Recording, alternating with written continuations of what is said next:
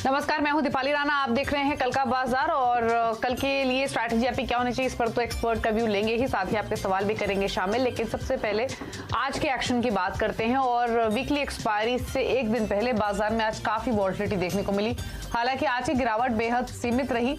Nifty 15,100 के स्तर पर लाल निशान में बंद हुआ। सेंसेक्स 19 अंक फिसलकर 51,309 पर क्लोज हुआ। साथ ही बैंक निफ्टी 273 अंक गिरकर 35,783 पर क्लोज हुआ है। बैंकिंग, एफएमसीजी और एनर्जी स्टॉक्स में मुनावसली देखने को मिल रही थी। NBFC, realty, life insurance, cement और टायर स्टॉक्स में अच्छी खरीदारी आज देखने को मिली है। एफआईआई की ओर से बाइंग बरकरार है। 1786 करोड़ की खरीदारी उन्होंने कैश मार्केट में की है। डीआईज ने हालांकि मुनाफा समेटा है 2075 करोड़ का। हमारे साथ ग्लोब कैपिटल के वाइस प्रेसिडेंट हिमांशु गुप्ता हैं। हिमांशु, स्वागत है आपका। पहले तो क्विकली इंडेक्स पर लेवल्स बताइए, डेटा देखकर, चार्ट देखकर क्या इंडिकेशन मिल रही है कल के लिए। कल क्योंकि वीकली ऑप्शंस की एक्सपायरी भी है तो लेवल्स कौन से इंपॉर्टेंट रहेंगे? गुड इवनिंग दीपाली, शुक्रिया। देखिए, क्लियरली 2 से 3 दिनों की कंसोलिडेशन के बाद बाजार में आज आखिरी कुछ मिनटों में अच्छी खरीदारी लोअर लेवल्स पर देखने को मिली और हमारा ऐसा मानना है कि निफ्टी में 15,000 के आसपास काफी अच्छा सपोर्ट बना हुआ है। आज भी हमने देखा कि 14,980 के लेवल्स को टेस्ट करने के बाद बाजार में एक अच्छी शानदार रिकवरी आखिरी के 1 घंटे में देखने को मिली। तो हमारा ऐसा मानना है कि कल की एक्सपायरी में थोड़ा सा वॉलेटिलिटी जरूर देखने को मिल सकती है, लेकिन 15,000 के आसपास एक काफी अच्छा सपोर्ट जोन बना हुआ है। और आज के जो लोज हैं, जो 14,980 के आसपास के लोज हैं, उनको हम बहुत क्लोजली वॉच करेंगे और हमारा ऐसा मानना है कि वो बाजार में अच्छा सपोर्ट का काम कर सकते हैं।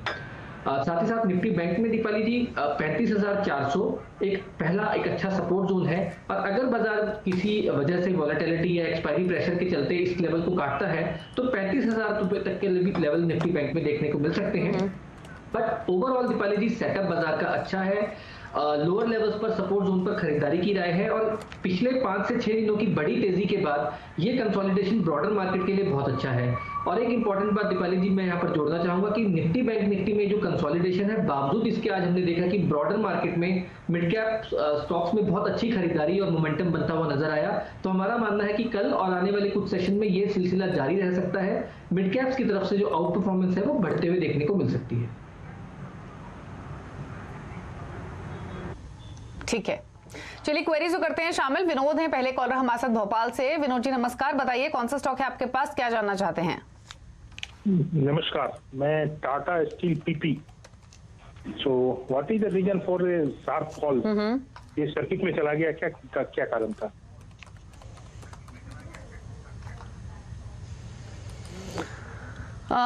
ठीक है, आपका बाइंग प्राइस क्या है?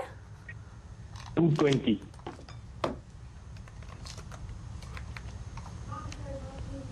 ठीक है, 220 टाटा स्टील की आप बात कर रहे हैं। टाटा स्टील पीपी जो कि 15% गिरकर आज बंद हुआ है। हिमांशु, पहले तो स्टॉक पर अपनी राय दीजिए, क्या सजेशन आपका रहेगा, क्योंकि इनका 220 के आसपास की बाइंग है और आज काफी फॉल इसमें देखने को मिला। टाटा स्टील नहीं बल्कि टाटा स्टील पीपी की बात कर रहे हैं, यानी पार्शली पेड शेयर्स जो है, जहां पर हमने 10% के लोअर सर्किट और उसके बाद वापस नीचे जाते हुए देखने को मिला। क्या स्ट्रैटेजी पहले इनके लिए आप सुझाएंगे और क्या करना चाहिए इनको अब? दीपाली जी देखिए, ये टाटा स्टील पीपी बहुत क्लोजली टाटा स्टील की परफॉर्मेंस को ट्रैक करता है और यूजुअली ये टाटा स्टील के कंपैरेटिवली काफी ज्यादा वॉलेटाइल स्टॉक है। मैं जहां तक चार्ट पर देख पा रहा हूँ, ये स्टॉक बेसिकली 270 से 200 रुपए की रेंज में मेरा ऐसा मानना है कि कंसोलिडेशन करता हुआ नजर आ सकता है। हालांकि यहाँ पर एक जैसा कि कल टाटा स्टील के रिजल्ट्स डिक्लेयर हुए थे और हमने देखा कि हायर लेवल से टाटा स्टील में भी थोड़ा सा प्रेशर बनता हुआ नजर आया, उसी के चलते टाटा स्टील पीपी में भी यहाँ पर एक बिकवाली का प्रेशर बनता हुआ नजर आया। और दीपाली जी, ये जो गिरावट का कारण है, कहीं ना कहीं हमने देखा कि गवर्नमेंट की तरफ से जो स्टील में जो कार्टेलाइजेशन की बात है, मुझे लगता है इसके चलते यहाँ पर मेटल्स में स्पेशली स्टील स्टॉक्स में आगे चल के थोड़ा सा प्राइसेस में दबाव या प्रेशर देखने को मिल सकता है। फिलहाल मेरी इनके लिए सलाह रहेगी कि यहाँ पर कोई भी उछाल मिलता है तो यहाँ पर फिलहाल इसके लिए एग्जिट करें और मुझे लगता है कि लोअर लेवल्स पर वापस से यहाँ पर एंट्री की जा सकती है। नियर टर्म में यहाँ पर मुझे लगता है कि ये करेक्शन आते हुए देखने को मिल सकती है। ठीक है, तो लेवल्स आपको बताए गए हैं। 235 के आसपास स्टॉक की आज क्लोजिंग हुई है 15% नीचे और दरअसल कंपनी ने राइट्स इशू के अगेंस्ट कुछ पार्शली पेड शेयर्स इशू किए हैं और जो रेशियो रहा है फेस वैल्यू का वो शायद मार्केट को पसंद नहीं आया, जिसके बाद इस स्टॉक में एक डीप फॉल हमने आते हुए देखा। रिजल्ट्स के साथ इनफैक्ट ये अनाउंसमेंट आई थी, जिसके बाद इम्पैक्ट हमने स्टॉक पर आते हुए देखा। अगला सवाल लेते हैं एसएमएस के जरिए। महेश सालवी ने पुणे से सवाल भेजा है एनएमडीसी पर 104 की इनकी बाइंग है, 500 शेयर्स इन्होंने खरीदे हुए हैं। हिमांशु, क्या सजेशन रहेगा इनके लिए? अभी तो इनका जो स्टॉक है मुनाफा दे रहा है इनको लगभग 13 रुपए का, क्या सजेशन देंगे आप? दीपाली जी, मैं कहूंगा कि स्टॉक का सेटअप पॉजिटिव है और ऑलरेडी ये कुछ मुनाफे में है। मेरी इनके लिए सलाह रहेगी कि अगर ये नियर टर्म में ट्रेडिंग की पोजीशन इन्होंने बनाई है ट्रेडिंग के नजरिए से, तो 114 रुपए का एक स्टॉप लॉस ट्रेल करें, उससे इनको एक मिनिमम प्रॉफिट लॉक होता हुआ देखने को मिल सकता है।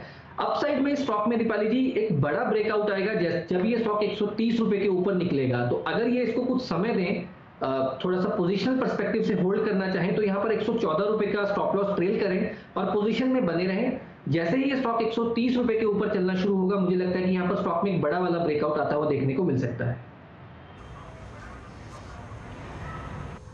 ठीक है, अर्पित है हमारे साथ कॉलर इंदौर से। अर्पित नमस्कार, बताइए क्या सवाल है आपका?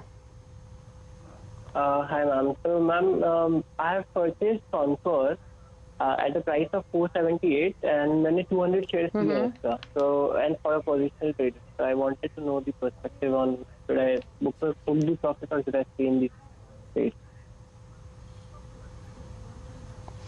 क्या सजेशन रहेगा? प्रॉफिट्स ले लें या फिर रखें? 478 की बाइक है कंटेनर कॉर्प में। हिमांशु, दीपाली जी, मेरी इनके लिए सलाह रहेगी कि ये काफी लंबे कंसोलिडेशन के बाद स्टॉक ने रिसेंटली एक ब्रेकआउट दिया है। फिलहाल यहाँ पर बने रहने की सलाह रहेगी। 460 रुपए का अगर ये चाहें तो एक स्टॉप लॉस ट्रेल कर सकते हैं। मेरा ऐसा मानना है कि नियर फ्यूचर में 550 से 560 रुपए तक के टारगेट्स कॉनकोर में आते हुए देखने को मिल सकते हैं। तो यहाँ पर फिलहाल बने रहने की सलाह रहेगी।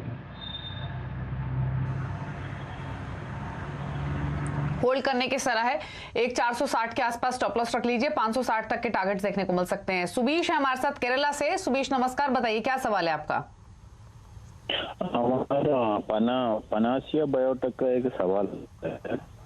बड़ा हमने खरीदा था 224 शेयर है हमारा। ओके, ठीक है। पैनिशिया बायोटेक की आप बात करें, 600 शेयर आपने खरीदे हुए हैं, खरीदारी का भाव आपने 226 बताया। हिमांशु, नीचे इनके भाव से 15 रुपए, क्या करना है इनको पैनिशिया बायोटेक में? दीपाली जी, मैं कहूंगा कि यहाँ पर फिलहाल बना रहा जा सकता है। नवंबर दिसंबर के महीने में एक शार्प रनअप स्टॉक में देखने को मिला था। 170 रुपए से लगभग 250-260 रुपए तक की रैली देखने को मिली और उसके बाद ग्रेजुअली यहाँ पर एक करेक्शन भी आता हुआ नजर आया। पिछले कुछ दिनों में स्टॉक में यहाँ से लोअर लेवल से एक रिकवरी बनते हुए नजर आई है। मेरी सलाह रहेगी कि 200 रुपए का एक स्टॉप लॉस अगर आप चाहें तो मेंटेन किया जा सकता है और इस पोजीशन में बने रहें। एक बार ये स्टॉक 240-250 का हर्डल पार करता है तो मेरा मानना है कि वापस से इसमें एक मोमेंटम बनता हुआ नजर आएगा और अब की बार ये स्टॉक 300 रुपए तक के भी लेवल्स दिखा सकता है। तो एक स्टॉप लॉस का इस्तेमाल करें, 200 रुपए का एक स्टॉप लॉस मेंटेन करें। 240-250 का एक हर्डल है, स्टॉक जैसे ही उसके पार निकलता है मुझे लगता है 300 रुपए तक के भी टारगेट्स यहाँ पर आते हुए देखने को मिल सकते हैं। ठीक है, अगला सवाल ले लेते हैं और फेसबुक के जरिए ऋत्विक दुबे ने सवाल भेजा है। 4 स्टॉक्स हालांकि इन्होंने लिखे हैं पर 4 तो नहीं, 2 स्टॉक्स पर इनके राय दिलवा देते हैं। तो आईटीसी 214 की इनकी बाइंग है। आईटीसी के इनफैक्ट कल रिजल्ट्स भी आएंगे और स्टॉक ऑलरेडी बजट के बाद 12-13% चल चुका है। 13 रुपए का फायदा इनको हो रहा है। और दूसरा स्पाइस जेट 90 रुपए की बाइंग है। जी दीपाली जी, देखिए दीपाली जी, आईटीसी एक बहुत लंबे अंडर परफॉर्मेंस के बाद पिछले कुछ दिनों से, पिछले कुछ हफ्तों से मैं कहूंगा कि एक आउट परफॉर्मेंस यहाँ पर दिखनी शुरू हुई है और मैं समझता हूँ इस शो के जरिए बहुत सारे इन्वेस्टर्स भी होंगे जो आईटीसी पर अपना सवाल पूछना चाहते होंगे। ट्रेडिंग के पर्सपेक्टिव से 210 रुपए का एक स्टॉप लॉस लगाया जा सकता है, उस पोजीशन में बना रहा जा सकता है। ऑलरेडी एक अच्छी तेजी देखने को मिल चुकी है तो रिजल्ट्स के बाद थोड़ी सी वॉलेटिलिटी बनते हुए नजर आ सकती है। ट्रेडिंग के नजरिए से 210 रुपए का स्टॉप लॉस लगाया जा सकता है। पोजिशनल पर्सपेक्टिव से दीपाली जी 200 रुपए का एक बहुत स्ट्रॉन्ग बेस यहाँ पर बना है। तो मुझे लगता है जितने भी निवेशक हैं जो कि थोड़ा सा लंबी अवधि के लिए जिन्होंने यहाँ पर निवेश किया है, मुझे लगता है कि 200 रुपए का एक स्टॉप लॉस लगाएं और उस पोजीशन को होल्ड करें। गिरावट पर ऐड भी किया जा सकता है। मेरा ऐसा मानना है कि अब की बार 235-240 का हर्डल अगर स्टॉक निकालता है तो 250-260 रुपए तक के भी लेवल्स यहाँ पर शॉर्ट टू मीडियम टर्म में देखने को मिल सकते हैं। और अगर स्टॉक आने वाले कुछ हफ्तों या महीनों में 260 के ऊपर निकलता है तो एक बड़ी टेक्निकल रीरेटिंग स्टॉक में होते हुए नजर आएगी और फिर ये स्टॉक एक अच्छा पोर्टफोलियो कैंडिडेट दोबारा से बनता हुआ नजर आ सकता है। दूसरी क्वेरी दीपाली जी स्पाइस जेट पर थी। स्पाइस जेट में देखिए 80-82 रुपीज पर स्टॉक ने मल्टीपल टाइम सपोर्ट लिया है। तो फिलहाल क्योंकि इनकी 90 रुपए पर खरीद है, मेरी इनके लिए सलाह रहेगी कि 84 रुपए का एक 84 रुपीज का स्टॉप लॉस मेंटेन करें। पहला हर्डल यहाँ पर 93-94 रुपीज का है, लेकिन जिस हिसाब से स्टॉक का टेक्निकल फॉर्मेशन है, मेरा ऐसा मानना है कि स्टॉक यहाँ से 100 रुपए 105 रुपए तक के लेवल भी आने वाले कुछ समय में दिखा सकता है। 84 रुपीज के स्टॉप लॉस के साथ होल्ड करें। स्टॉक जैसे ही 94 रुपए के ऊपर निकलता है 100 से 104 रुपए तक के टारगेट्स आते हुए यहाँ पर देखने को मिल सकते हैं। ठीक है, अगला एसएमएस के जरिए मुकुल कौशिक ने सवाल भेजा है। इनका सवाल ओएनजीसी पर है। इनके पास 100 शेयर हैं और जो खरीदारी का भाव है ओएनजीसी में वो 90 रुपए का है। जानना चाहते हैं रख सकते हैं लंबे टाइम के लिए भी, क्या होल्ड करें या फिर नहीं। फिलहाल इनको 100 रुपए का फायदा है, 10 रुपए का फायदा है। इनफैक्ट 90 रुपए क्योंकि बाएंगे, 100 रुपए पर स्टॉक ट्रेड कर रहा है। क्या करना है, क्या सजेशन रहेगा इनके लिए? जी दीपाली जी, जैसा आपने कहा कि थोड़ा लंबी अवधि का नजरिया है, तो बिल्कुल मैं कहूंगा कि बहुत ही ज्यादा पॉजिटिव सेटअप है। फिलहाल 100 रुपए के आसपास स्टॉक ने आज क्लोजिंग दी है। मैं कहूंगा कि अगर एक स्टॉप लॉस लगाना चाहें तो 90 रुपए के नीचे का ही एक स्टॉप लॉस मेंटेन करें। कोई भी गिरावट मिलती है 95-96 रुपए के आसपास तो यहाँ पर पोजीशन को ऐड किया जा सकता है। मीडियम टर्म में मुझे लगता है कि 120 से 125 रुपए के टारगेट्स ओएनजीसी में देखने को मिल सकते हैं।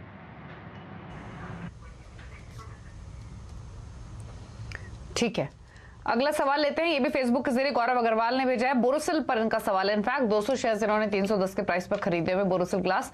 और आमतौर पर तो वॉल्यूम्स इस स्टॉक में कम होते हैं, लेकिन इनके लिए क्या सजेशन रहेगा? इनके भाव के आसपास ये स्टॉक बंद हुआ है आज।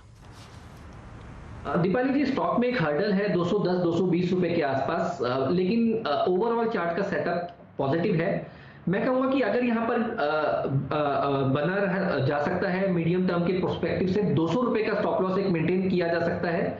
स्टॉक 215-220 रुपए का हर्डल जब पार करेगा दीपाली जी, तब यहाँ पर एक मोमेंटम बनता हुआ नजर आएगा और उस कंडीशन में 240-250 रुपए के टारगेट बनते हुए नजर आ सकते हैं। तो फिलहाल 200 रुपए के स्टॉप लॉस के साथ होल्ड करने की राय रहेगी। मनीषा है हमारे साथ, मनीषा गुरुमुखी पुणे से। मनीषा जी नमस्कार, बताइए कौन सा स्टॉक है आपके पास, क्या सजेशन है? हेलो नमस्ते। एक्चुअली मेरा स्पाइस जेट पर ही था, बट वो ऑलरेडी उन्होंने बता चुके हैं। तो मैं एक दूसरा मेरे पास है डिश टीवी के 2000 शेयर्स हैं एट द रेट ऑफ 12.73। तो मुझे क्या करना चाहिए? पूछ लेते हैं। डिश टीवी में हालांकि बहुत सारे निवेशकों का नुकसान हुआ है और 12 रुपए 73 पैसे की इनकी बाइंग है, 12 रुपए पर ट्रेड कर रहा है। क्या सजेशन रहेगा इनके लिए? दीपाली जी, मुझे लगता है कि यहाँ पर एग्जिट करने की सलाह रहेगी मेरी तरफ से। चार्ट फॉर्मेशन काफी वीक है और मुझे नहीं लगता कि इसमें कोई बहुत बड़ी तेजी यहाँ पर निवेशित रह के देखने को मिलेगी। तो यहाँ से एग्जिट करके किसी क्वालिटी स्टॉक में इन्वेस्ट करने की राय रहेगी। ठीक है, फेसबुक के जरिए शरीक नजम ने सवाल भेजा है रिलायंस पर। 50 शेयर्स रिलायंस के 1233 की बाइंग है, अच्छे लेवल पर एंट्री है, अच्छे मुनाफे में भी है।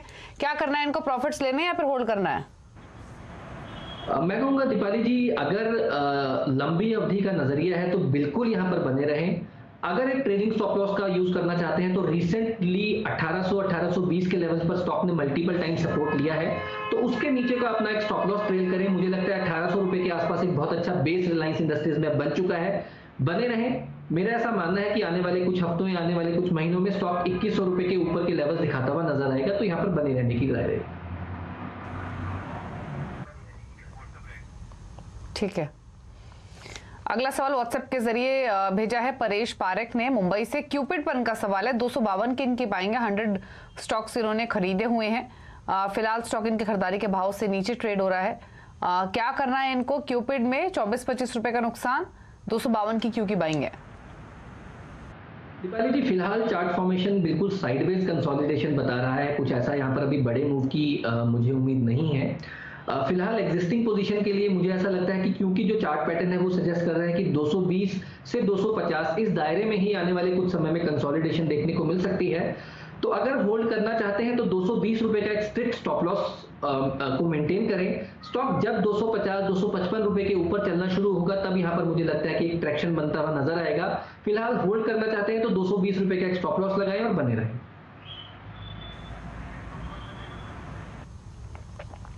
ठीक है, अगला सवाल भी एसएमएस के जरिए दालचंद चौधरी ने भेजा है। आईटीसी पर इनका सवाल है, जयपुर से। इनफैक्ट आईटीसी पर ऑलरेडी राय दे चुके हैं हिमांशु, तो आप इसे होल्ड कर सकते हैं, जो कि हिमांशु का व्यू भी है। इसीलिए अगले कॉलर का सवाल ले लेते हैं। बिप्लब मोहातो ने सवाल इनफैक्ट भेजा है एसएमएस के जरिए कोलकाता से। 3 स्टॉक्स इनके पास, 2 स्टॉक्स पर इनका सवाल ले लेते हैं। एक तो जुबिलेंट फूडवर्क्स 2605 की इनकी बाइंग है हिमांशु, और दूसरा इनके पास यूपीएल है, यहाँ पर 444 यानी 444 की इनकी बाइंग है। तो इन दोनों स्टॉक्स पर आपका सजेशन क्या रहेगा, यूपीएल और जुबिलेंट फूडवर्क्स? जी दीपाली जी, यूपीएल में हालांकि पिछले कुछ दिनों में एक प्रॉफिट बुकिंग देखने को मिली है, लेकिन क्योंकि इनकी खरीदारी का भाव काफी नीचे का है, मुझे लगता है कि यहाँ पर बने रहें। स्टॉक ने 500-510 रुपए पर एक अच्छा बेस बनाया हुआ है और मेरा मानना है कि नियर टर्म में स्टॉक इस लेवल को होल्ड करेगा। तो अगर चाहें तो 500 रुपए का एक ट्रेलिंग स्टॉप लॉस लगाकर यहाँ पर बने रहें। स्टॉक 550-560 रुपए पर एक छोटा सा नियर टर्म में रेजिस्टेंस फेस कर रहा है, इसको क्लोजली वॉच करें। अगर 550-560 के ऊपर की क्लोजिंग स्टॉक देना शुरू करता है तो मेरा ऐसा मानना है कि स्टॉक अपने ऑल टाइम हाइज की तरफ लगभग 700 रुपए की तरफ की एक मूव दिखाना शुरू कर सकता है। बने रहें, 500 रुपए का एक स्टॉप लॉस लगाएं। दूसरा स्टॉक जुबिलेंट फूडवर्क दीपाली जी, एक बहुत ही अच्छी एक नंबर्स के बाद एक अच्छी रैली देखने को मिली, उसके बाद एक साइडवेज कंसोलिडेशन में स्टॉक बना हुआ है। 2700 रुपए का एक स्टॉप लॉस को ट्रेल किया जा सकता है, बने रहने की सलाह रहेगी। मेरा मानना है कि स्टॉक 3000 के लेवल्स आने वाले समय में दिखा सकता है। ठीक है, तो ये सजेशन है आपके लिए, बने रहिए इस होल्डिंग में।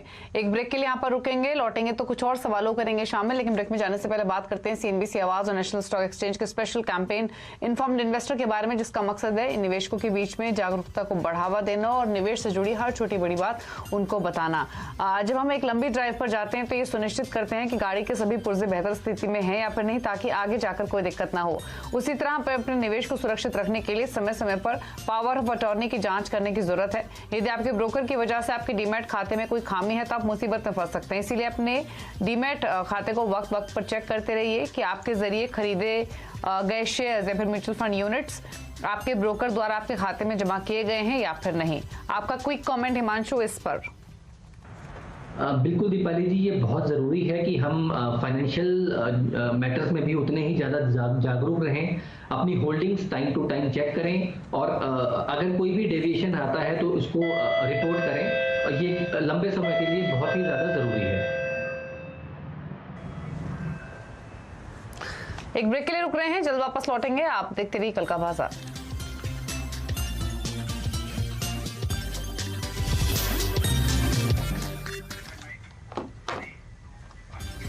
आप दे रहे हैं कल का बाजार। हिमांशु है हमारे साथ आपके सवालों के जवाब देने के लिए। तुषार हैं फोन लाइन पर नागपुर से।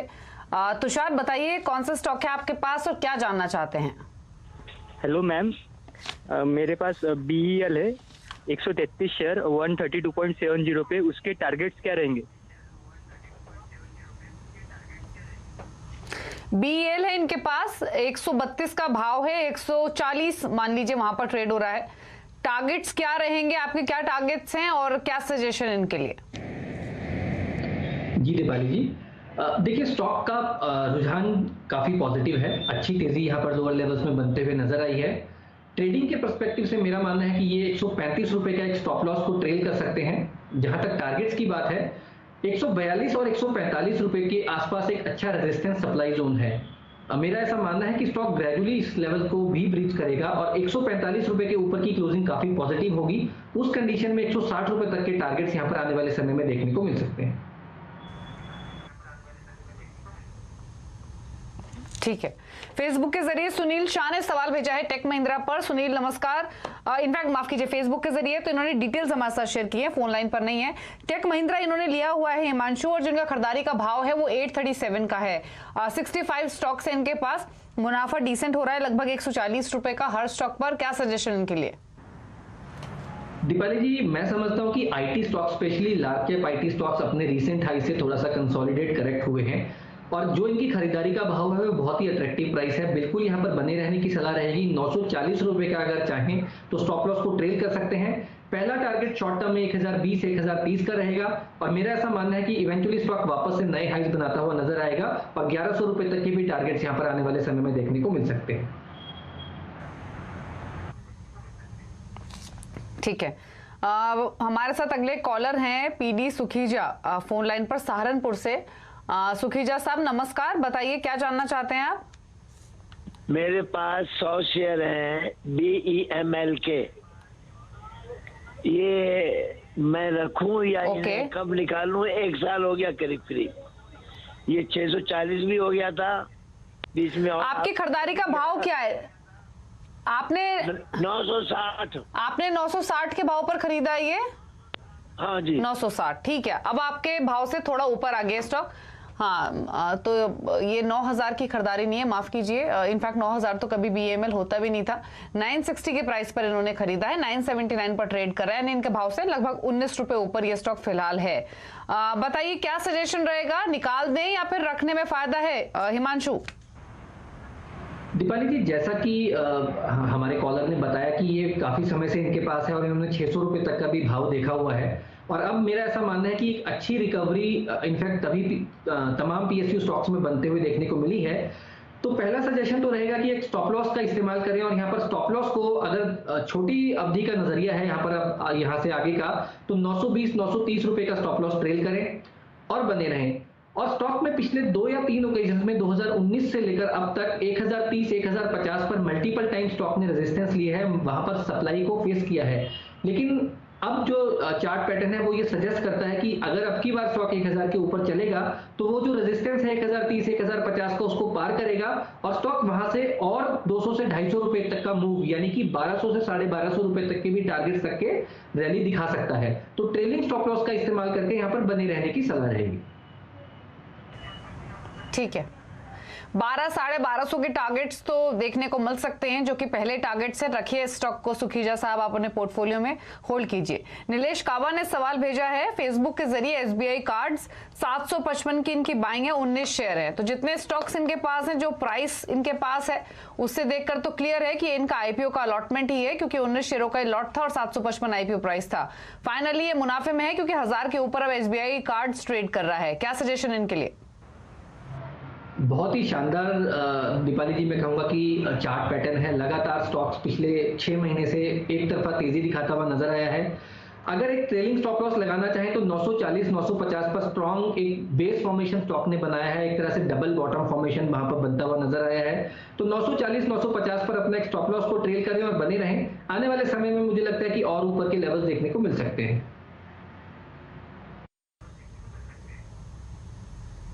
ठीक है, तो होल्ड करने की सलाह है और ऊपर जाने की पॉसिबिलिटी है, रखिए स्टॉक को। चलिए फिलहाल सवाल तो इतने ही शामिल करेंगे क्योंकि शो को वाइंड अप करने का समय है। क्विकली हिमांशु, कोई क्लोजिंग कमेंट्स आपकी ओर से? दीपाली जी, जिन स्टॉक्स में हमने डिस्कशन किया, हमारा या हमारी कंपनी के क्लाइंट्स का उनमें निवेश हो सकता है और सिमिलर लाइंस पर हमारी रिकमेंडेशंस हो सकती हैं। शुक्रिया आपका शो का हिस्सा बनने के लिए और सभी स्टॉक्स पर अपनी राय देने के लिए। तो इसी के साथ कल का बाजार में इतना ही। खबरों पर लगातार अपडेट के लिए CNBC आवाज से जुड़े रहिए, ट्विटर, फेसबुक और यूट्यूब के जरिए। नमस्कार।